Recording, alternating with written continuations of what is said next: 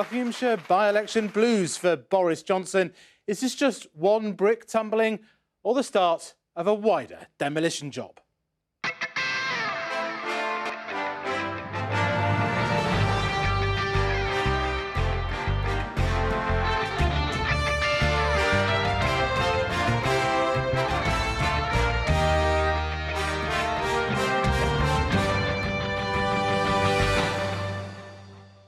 It's not just that CHESHAM and AMERSHAM has always been Conservative. It's never not had a five-figure Conservative majority. Now it's a Lib Dem seat with a majority of 8,000. A disappointment down to peculiar circumstances, says the PM of high-speed rail and house building planning changes. But what if it is something else, a harbinger of the impact of the PM's approach to politics, Brexit and the pandemic? The result of a structural shift of 1.5 million workers from London into the home counties that Lib Dem leader Sir Ed Davey says will send shockwaves. Labour suffered too, suffering a lost deposit and its worst ever by-election result. But does Boris Johnson's successful foray into Labour territory in the north face an opposite and equal reaction on his own home patch with far-reaching consequences for politics? In a moment, we hear from policy editor Lewis Goodall and from two leading MPs. But first, the view from our political editor, Nick Watt. Nick, what does this mean for Boris Johnson? Well, Faisal, this is a nervous Conservative party tonight. I was talking to one Conservative MP who said everyone's having kittens, though we're not quite at the blind panic stage yet. So there are lots of conversations with Downing Street, and the view that is being picked up from Downing Street is that they were very surprised by the scale of the Liberal Democrat victory and worried that they were surprised. So the big question in the Conservative Party tonight is this a Paddy Ashdown moment? So the late leader of the Liberal Democrats was on asterisks in the polls when he took over in 1988, but within a few years his party was winning by-elections, getting dug in and holding on to those seats at subsequent general elections. And interestingly, that process of winning those by-elections began 11 years into the last Conservative government. We are now 11 years into this period of Conservative rule. Now, the view amongst Conservative MPs is that the Liberal Democrats are not at that stage yet, but this is a very big wake-up call. Those Conservative MPs say, for Boris Johnson, you're neglecting us in the south, too much attention on the north, and the big issue is the Prime Minister's planning reforms, make it easier to build houses. That was a huge issue for the Liberal Democrats in this by-election. I was speaking to one Conservative MP. They said to me that those planning reforms in their current reform are finished, and all you're talking about now is a face-saving mechanism to keep some of the less controversial bits. I was also told the next meeting of the 1922, these Conservative MPs, they are now going to be emboldened to speak their mind. So a wake-up call, Nick, you say, for the Conservatives. What about the Labour Party? Well, a truly dreadful result for Labour. Fourth place, 1.6% of the vote. There's a lot of chat in Labour circles about how there is an informal arrangement with the Liberal Democrats where Labour took a backseat in this by-election and the Liberal Democrats will take a backseat in the upcoming Batley and Spen by-election. But Labour is not a happy ship. Keir Starmer's very popular Director of Communications, Ben Nunn, he's decided to move on. Well, thanks for that, Nick. Later on, we'll discuss a remarkable week with our political panel. But first, our policy editor, Lewis Goodall, has been in CHESHAM and AMERSHAM to digest the result there. They could have invented the phrase true blue for places like Chesham and Amersham in Buckinghamshire. Invincible green suburbs, genteel as can be, even in a June rain. Conservative in one way or another since universal suffrage. But no longer. Lib Dem Sarah Green took the seat last night on one of the biggest swings seen to the party in the last 30 years. You know what happens when a really powerful, strong orange force goes against a blue wall? For its leader, Ed Davey. Stand back. Much criticised, it is a lifeline. Finally, his party is dangerous again.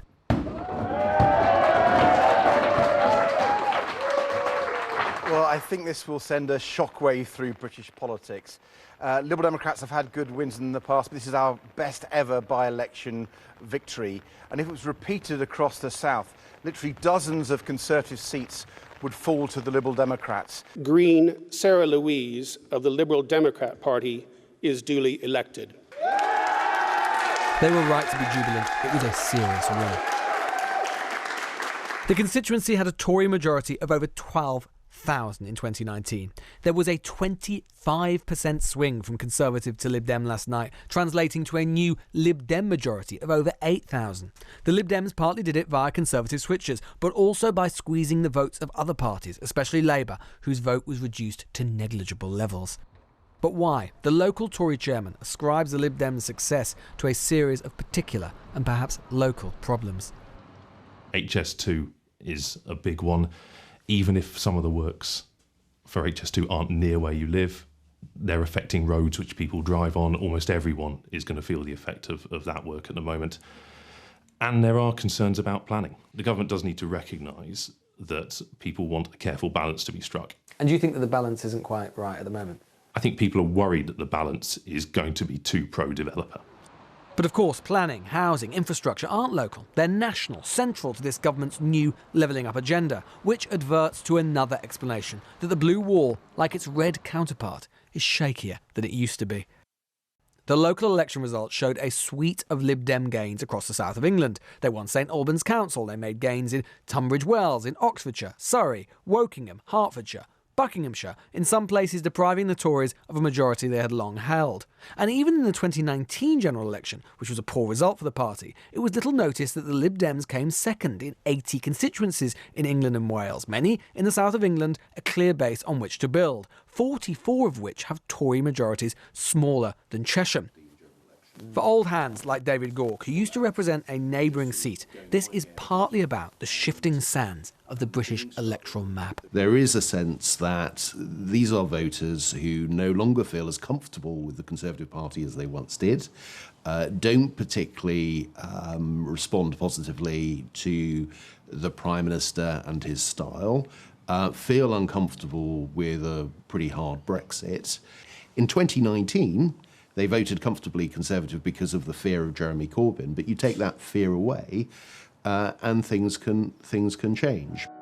This prosperous corner of England is distant from places like Hartlepool in every sense. But listening to the parents of the children at the Sargent and Plester dance school in the constituency, the way they talk about the party which has dominated the politics of their place for so long, the words are nearly the same. What do I think of Boris Johnson? Yeah. I think we can do better. Even as a Conservative voter, you think?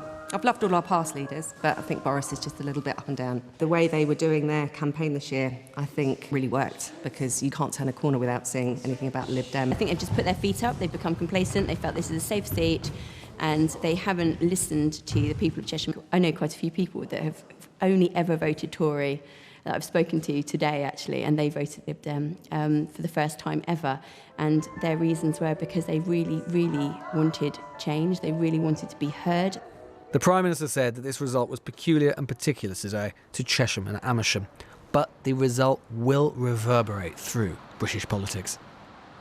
The most important thing about this result is how it affects the psychology of politics. Up to now, the Conservatives in England, at least, have appeared invulnerable, almost hegemonic. They've been able to expand their electoral map, their coalition, almost without limit. Taken together with the local election results, this by-election suggests that might have come to an end, that the elastic is starting to snap back. And there will be Conservative MPs in the south of England who are worried in a way that they weren't before, and that will affect their relationship with their government, their views on policy, and the conversation within the Conservative Party. It is just one by-election. The history of such things, for the Lib Dems in particular, is littered with false dawns. But it is a reminder that little in politics is permanent. Yet the fact so many are so surprised that the Conservatives can be beaten says much about their new dominance and raises the immediate pressure, not on the Lib Dems or the Conservatives, but on Labour for the next by-election contest in Batley and Spen. Lewis there in the thick of it in Buckinghamshire. I'm now joined by the Liberal Democrat Deputy Leader Daisy Cooper and the Conservative MP for the Isle of Wight, Bob Seeley. Well, Daisy Cooper, we saw your leader get out his Lego set celebrating the victory, but are you getting a bit carried away with one seat? No, this is part of a trend. At the recent local elections, we saw Liberal Democrats making gains in Oxfordshire, in Bucks, in Hertfordshire, in Cambridgeshire. We now have the leader of Oxfordshire County Council as a Liberal Democrat. The leader of Cambridgeshire County Still only Council got 12 MPs. is a Liberal Democrat. This is the latest win in a series of moves from the Liberal Democrats to build towards winning many more seats at the next election. But, I mean, one of the key positions put by Sarah Green on the issue of HS2 is a big no. Now, what is the Lib Dem position? The manifesto commitment wasn't just a continued commitment to HS2, but you were going to speed it up, ensure that HS2 opens as early as possible. And yet you win a seat on the basis of it being a big no. Well, HS2 was one of the issues that we campaigned on, but by all means it wasn't the only one. But let's be clear about this. HS2 is a Conservative government project. Liberal Democrats support it at the national level. But Sarah Green was absolutely clear throughout this by-election that had she have had a vote on HS2, she would have voted against it. But right now, she's committed to making sure that residents' voices are heard. And even as HS2 goes ahead, there are many residents who say, we're not being consulted. We're asking for information that's not being divulged. We're raising concerns about the impact. Respectively, Daisy, this is exactly what got you in a pickle a decade or so ago when you were talking about tuition fees and you happen to find yourself in government, and then you have to renege on a promise made to the electorate. It's the same thing happening again at HS2 or with its planning reform, everything. It's not unusual for individual MPs to have a different line to their national party on issues that are so fundamental to a constituency like this. And of course, the former Conservative MP was also equally outspoken against her own party's plans in the area. But as I say, the implementation of HS2 is causing huge, grave concerns, and the people of Chesham and Amersham have said time and time again to us as Liberal Democrats, we are not being listened to, we're being taken for granted, and we want our voices to be heard. And they sent a very strong message to the government by electing Sarah Green and the Liberal Democrats to speak for them. Well, let me bring in Bob Seeley. It seems to me like there's a little bit of, Prime Minister being a little bit blasé about this, there's peculiar factors here. Isn't there a bigger realignment happening? And you successfully surfed that wave into the sort of red wall, but things are changing in your base constituencies now. Okay, well, good evening, Faisal, good evening to your viewers. There's no evidence that that's the case. I'm not saying, oh, that's not the case because this is a one-off. I'm just saying that we'd need to see a lot more evidence before that's the case. Lib Dems are still on a historic low, the Labour Party's doing pretty badly, etc. So I think the government is still generally popular. I mean, this was epic. I mean, Bob Seeley, respectfully, this was epic. Never had less than a 5-figure majority turning into an 8,000 majority for the Lib Dems. Faisal, listen, I'm here basically to defend the government, but I'm also here to say why we lost. And we lost for 2 reasons. We lost, and the voters in Amersham and Chesham, bless them, have sent a very clear message and have used a third party to do so, which is absolutely sensible and logical thing for them. And they've said, we don't like HS2, and I'm the only MP that's ever resigned from anything because of HS2, because it is a staggering abuse of taxpayer money, in my humble opinion. That battle's lost, so we've got to move on.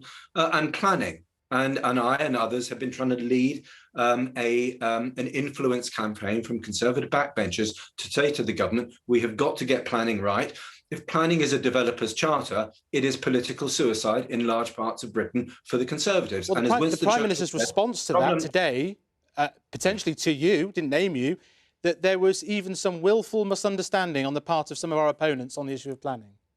He's not listening to you. I'm not one of Boris's opponents, and if I could just finish the point, the problem is with political suicides, as Winston Churchill said, is that you live to regret them. We have got to make planning reform work, and that means it can't be a developer's charter and it can't be a free-for-all, and we can't strip away local democracy. It's got to be community-led, it's got to be environmentally friendly, and it's got to be levelling up-led. We've got to get this right. And voters in Chesham and Amersham were not, I don't think they were making a general comment about Boris. I may be wrong, but I don't see that. But what I do see is 2 issues standing out. HS2, which is done, but also planning, which we have now got to get right. But I mean, let me pick you up on the planning issue. I mean, you have a government that's put in the support package during a pandemic, including cutting back stamp duty. We've seen house prices at records, going up at records. And yet you're suggesting, I mean, how on earth are we going to get 300,000 homes a year if you don't provide a big kick through the planning To system? be honest, we're actually getting quite close to that target. We're building more houses at the moment than we have for 30 years. Look, there are a bunch of myths in this debate, which is unhelpful to us all. The idea that we need to change, that we need to scrap the planning system, get a new planning system because we're not building houses, that's false. We're building houses at nearly a 30-year high, a 33-year high. Yeah, but we need to build the right houses in the right places. I'll give you an example. They're never the right places, isn't that the point? So you need a bit of national coordination. Let me give you, well, yes, but again, that throws up a whole series. I'll give you two examples then. In AONB, so areas of outstanding natural beauty, 80% of planning permissions get through, which is a surprisingly high figure. The dominant type of housing being built is not local housing for first-time buyers, or it's not housing for local first-time buyers, it's executive homes. So it's the wrong housing being built in the wrong places. Right. Secondly, Faisal, you make a point about you need central direction. You're absolutely right. We have a standardized planning methodology, which is effectively feeding this hamster wheel of planning doom, where the planning comes down here, so the infrastructure work and the jobs comes down here, the house building and the jobs comes down here, the spending on the household goods comes down here. So you're keeping on sucking that resource down to the southeast. We've got to change, and that's what the folks in Amersham and Chesham were saying last night. And that's let's go back to Daisy Cooper. I mean, people see this result, and they see what might be happening in Batley and Spen, and they see the election result in 2019, and they say it's time for a formal progressive alliance. On the other side, Bob's party managed to coalesce a large proportion of his new base. The progressive half of the country is cut into three pieces. Well, I think in many cases, I think the idea that political parties can sort of do a deal behind the scenes, I think many voters feel very uncomfortable about that. But I think Nick Watt, our political editor, who's very well informed, he says that you laid off a bit. You're going to lay off a bit in Batley and Spen. You're going to hold back in Batley and Spen and let Labour campaign directly against Conservatives?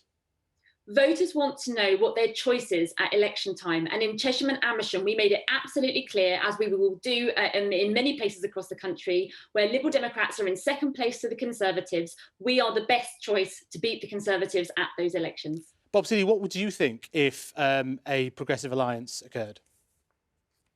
We have a progressive alliance, and it's called the Conservative Party, and we have a fantastic, brilliant mosaic of electoral success because we've got the dominant political figure in our age who is deeply popular.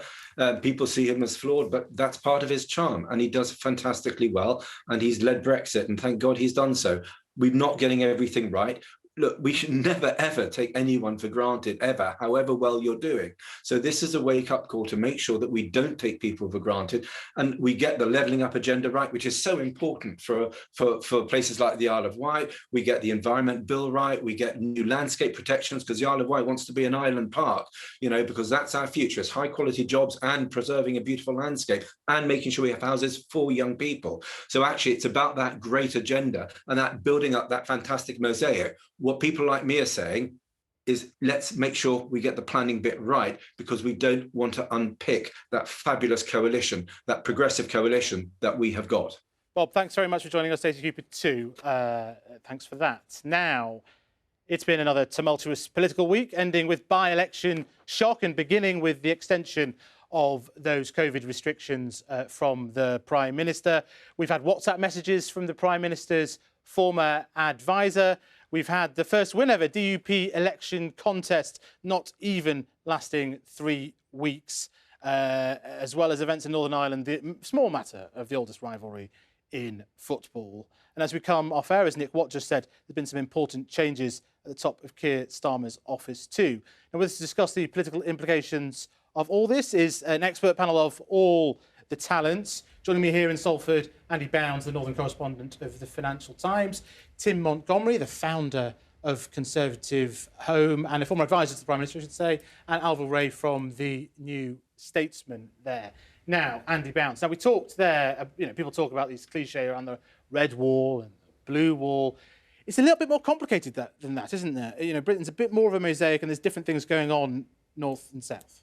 I think that's very true. I mean, the famous phrase from James Carville, Clinton's campaign manager, was "it's the economy stupid." I think it's become about the demography now.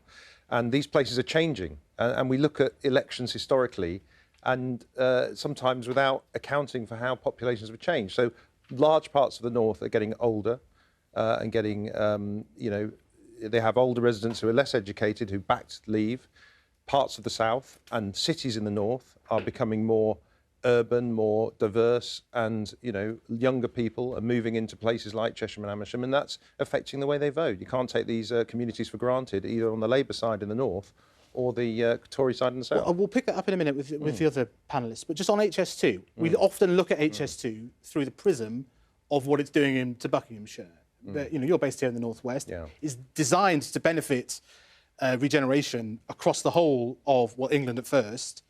I mean, is there a great constituency for HS2, in the northern? There is in much of the north. I mean, obviously, anywhere where it's going through your backyard, it tends to be quite unpopular. Yeah. But then so was HS1, if we remember, in Kent. I was a reporter in Kent at the time, and lots of people in Kent didn't like HS1. Now they use it every day.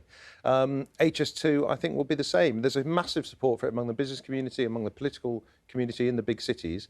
What they also want, though, is east-west connections and connections to those smaller towns. Yeah. And that's something that keeps getting promised and not always delivered. OK, let's bring in Alva Ray now.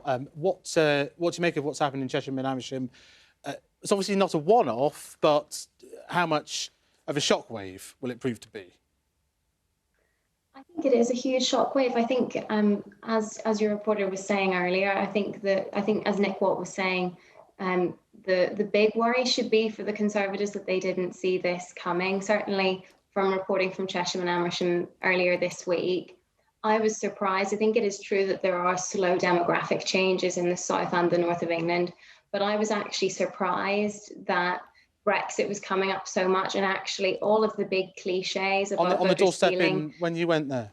Yeah, the cliches of sort of voters feeling ignored, feeling like their party has left them behind, feeling taken for granted. All of those were really coming up among long-standing, lifelong Conservative voters. And I was surprised that they were raising Brexit as an issue. I hadn't really expected that. I did kind of think that maybe that was, partly Lib Dem spin, but it really was coming through. And I think, I take the point about demographic changes, but I think that I find it extraordinary just to experience the actual gradual Brexit realignment of politics happening, not just in Hartlepool, where we talk about that in the red wall all the time, but definitely in the blue wall. There is just a fact of that Conservative vote in Chesham and Amersham, but actually across the south of England, just being very, very soft. It doesn't mean that the Lib Dems are going to romp home every time, but certainly I think the Conservatives have work to do in the south. Well, let me bring in Tim Montgomery. It's kind of, Newtonian politics, where you've had this tremendous success of Boris Johnson punching through where nobody would have believed, 5 years ago, that he would have done that. But it's having its own reaction, maybe slower burn, or can the Conservatives just make that trade? Because they're always going to gain more than they lose on the other side.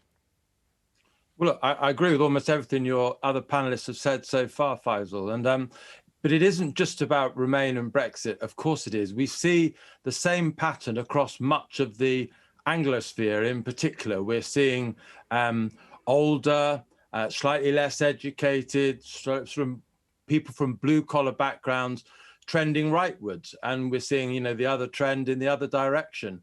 And I think what the Conservative Party probably does need to face up to is that we won't see the same sort of spectacular swing that we saw yesterday in Chesham and Amersham, but the Tory party has to become more sophisticated at managing what is going to be a shift. It may be an overall gain for the Conservatives.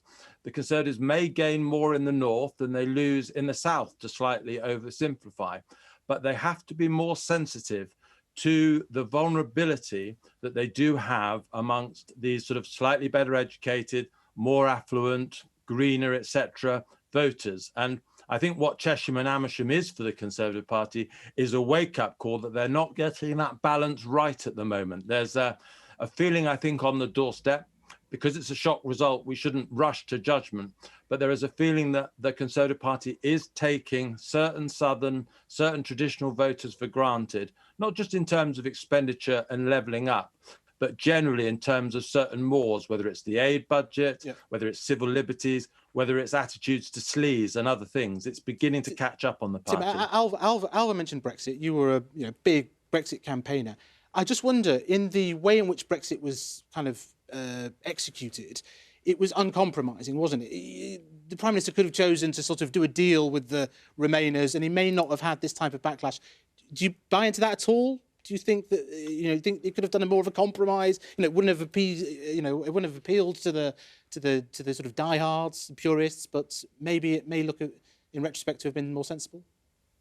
Well, look, my problem with Brexit is that we have chosen a harder form of Brexit, but aren't taking advantages of the freedoms that harder Brexit, if you like, should have brought. And so we're having the worst of all worlds, really. But I think the trade-off that the Conservative Party should be making isn't to compromise so much on Brexit, but to think more carefully about the kind of things that people who lean towards Remain would now like to see almost as a compensation from the Conservative Party, that they get the aid budget, green stuff, the climate change, that sort of thing. And things like the aid budget, things like not taking liberties with parliamentary standards, not toning down some of the rhetoric on immigration.